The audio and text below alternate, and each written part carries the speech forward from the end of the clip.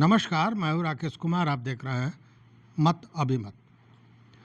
मित्रों, शिक्षकों का, खासकर उन शिक्षकों का जो सक्षमता परीक्षा पास कर लिए थे और उनको विशिष्ट शिक्षक का सम्मान मिलना था, वो सारा जुड़ा हुआ था ट्रांसफ़र पोस्टिंग को लेकर। और इसके लिए नीति निर्धारण करना था, जिसके लिए मंत्री महोदय से लेकर और एस सिद्धार्थ ने कहा था कि 30 सितंबर तक इसको पूरा कर लिया जाएगा। आज 4 तारीख है, 30 सितंबर तक तो पूरा नहीं हुआ, लेकिन आज ये मामला सामने आया है कि जो नीति निर्धारण हुआ था, जो नीतियां बनी थी, जो नियमावली बनी थी, उसको मंत्री सुनील कुमार ने उसकी स्वीकृति दे दी है। तो ये एक बड़ी खबर इसलिए है कि ये जो अब तक पूरा धुआं था, कुछ समझ में नहीं आ रहा था कि ट्रांसफ़र पोस्टिंग का क्या होगा, कब तक नीति निर्धारण होगा, बार बार तरह तरह के कयास लगाए जा रहे थे और भ्रम की स्थिति बनी हुई थी। तो ये स्थिति स्पष्ट हो गई कि मंत्री महोदय ने इसे स्वीकृति दे दी है। अब आगे क्या होगा? अब आगे होना यह है कि यह मामला जाएगा मुख्यमंत्री के पास और मुख्यमंत्री के स्वीकृति के बाद, मुख्यमंत्री की हरी झंडी के बाद इसका नोटिफिकेशन हो सकता है। लेकिन यहाँ भी एक लोचा है। लेकिन देखिए, सबसे बड़ी बात क्या है कि नीति निर्धारण में क्या नीतियाँ बनाई गई हैं, यह महत्वपूर्ण है।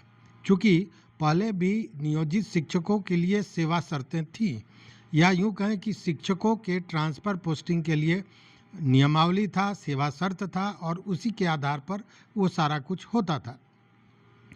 अब जो मैंने लोचा की बात कही वो इसलिए कि एक मामला ये उठ रहा है कि क्या यह जो नियमावली बना है इसका सीधे नोटिफिकेशन हो जाएगा मुख्यमंत्री के स्वीकृति के बाद, या कि इसको कैबिनेट से मंजूरी लेनी पड़ेगी। यह पूरी तरह विधि विभाग पर डिपेंड करता है कि विधि विभाग अपनी क्या राय इसमें देता है। लेकिन शिक्षा विभाग का ये मानना है कि नियमावली बनी नहीं है।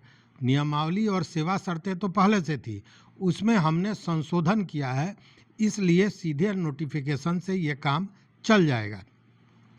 लेकिन अब देखने वाली बात है कि कानूनी तौर पर इसको लेकर किस तरह की राय दी जाती है विधि विभाग द्वारा, और उसी के हिसाब से या तो सीधे नोटिफिकेशन हो जाएगा अगर इस नियमावली को संशोधन मान लिया जाए, अन्यथा कैबिनेट से पास कराना पड़ेगा और उसके बाद नोटिफिकेशन होगा।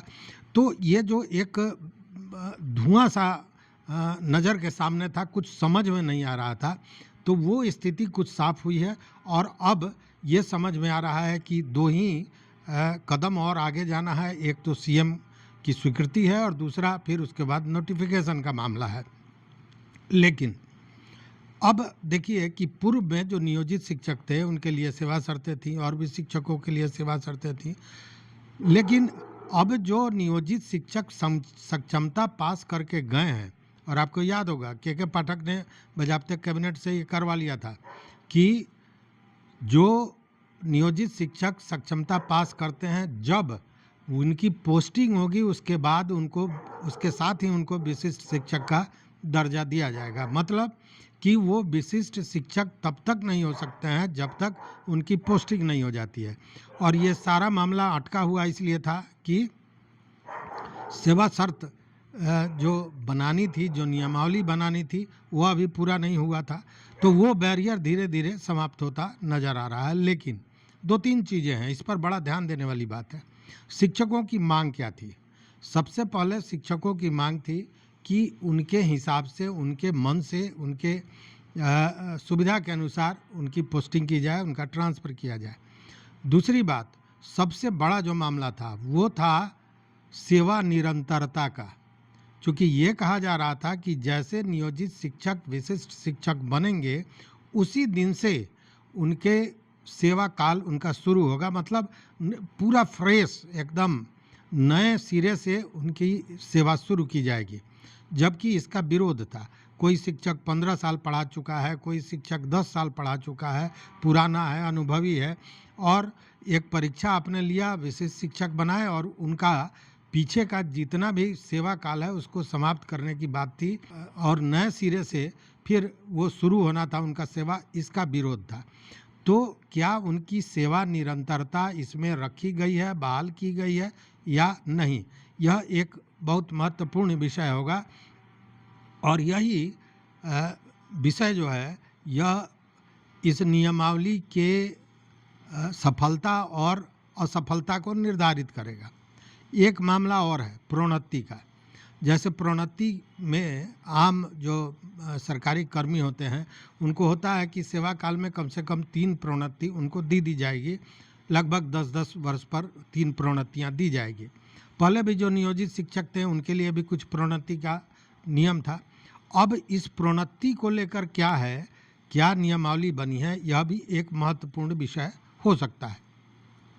और ट्रांसफ़र कहाँ होगा, कैसे होगा, इस पर भी बहुत बड़ा मामला है। चूँकि जब नियोजित शिक्षकों की परीक्षा होनी थी, सक्षमता परीक्षा, तो उस समय उन लोगों से 3 जिले का ऑप्शन मांगा गया था। और 3 जिले का केवल ऑप्शन ही नहीं मांगा गया था, जो अगर प्रखंड की बात की जा रही थी तो हुआ कि ठीक है वहाँ के 8 स्कूलों की भी बात आप कर सकते हैं। तो तरह तरह की चीज़ें बीच में हुई। अब उनके ट्रांसफ़र के लिए क्या उन 3 जिलों को प्रेफर किया जाएगा या जिस स्कूल को वो कह रहे थे उसको प्रेफर किया जाएगा, ये सारी चीज़ें हैं। और ये महत्वपूर्ण बिंदु है जो पूरे सेवा शर्त को या जो नियमावली बन रहा है या बना है उसके सफलता और असफलता को दर्शाएगा। देखिए, अगर देखें, गौर करें तो लोचा बहुत है, मतलब बहुत सी विसंगतियां हैं जिनको दूर करने की आवश्यकता है। जैसे एक तो सेवा शर्त हमने कहा, और दूसरा बहुत से ऐसे नियोजित शिक्षक होंगे जो जैसे ही विशिष्ट शिक्षक बनेंगे कि उनकी वेतन में कटौती हो जाएगी, उनका वेतन कम हो जाएगा। यह भी एक बड़ा महत्वपूर्ण मामला है। तो इन विसंगतियों को दूर करने के लिए इस नियमावली में क्या प्रावधान किया गया है, यह बहुत महत्वपूर्ण हो सकता है और महत्वपूर्ण है। और अगर इन विसंगतियों को दूर करके इस नियमावली को बनाया गया होगा तो निश्चित रूप से शिक्षकों को कोई परेशानी नहीं होगी। देखिए, शिक्षक भी बहुत प्रताड़ित हुए हैं, इसमें कहीं शक नहीं है। याद कीजिए के पाठक का समय, उस समय शिक्षकों को कितनी परेशानियां हुई थी। दूसरी बात कि एक तरह से कहें कि उनके प्रतिष्ठा का हनन बार बार होता रहा शिक्षा विभाग द्वारा। उसके बाद अभी देखिए छुट्टी का मामला, छुट्टियों का मामला भी बड़ा तूल पकड़ता जा रहा है। तो शिक्षकों को सम्मानित ढंग से उनके ट्रांसफ़र का, उनके पोस्टिंग का, उनके वेतन का, उनके प्रोन्नति का क्या व्यवस्था किया गया है, क्या प्रावधान किया गया है इस नियमावली में, ये बड़ा महत्वपूर्ण होगा। लेकिन इसकी जानकारी तभी मिलेगी जब ये पब्लिक डोमेन में आएगा, मतलब जब इसका नोटिफिकेशन हो जाएगा। मैंने बताया कि नोटिफिकेशन के लिए भी 2 मामले हैं। अगर सीएम की स्वीकृति के बाद सीधे नोटिफिकेशन हो जाता है तब तो जो समय सीएम की स्वीकृति में लगना है वही लगना है, नोटिफिकेशन होने में तो बहुत समय नहीं लगेगा। और दूसरा, अगर विधि विभाग कहता है कि नहीं ये पूरी तरह नया सेवा शर्त है और इसके लिए कैबिनेट से मंजूरी लेनी होगी, तो फिर कैबिनेट का मंजूरी लेना होगा, उसके बाद नोटिफिकेशन होगा।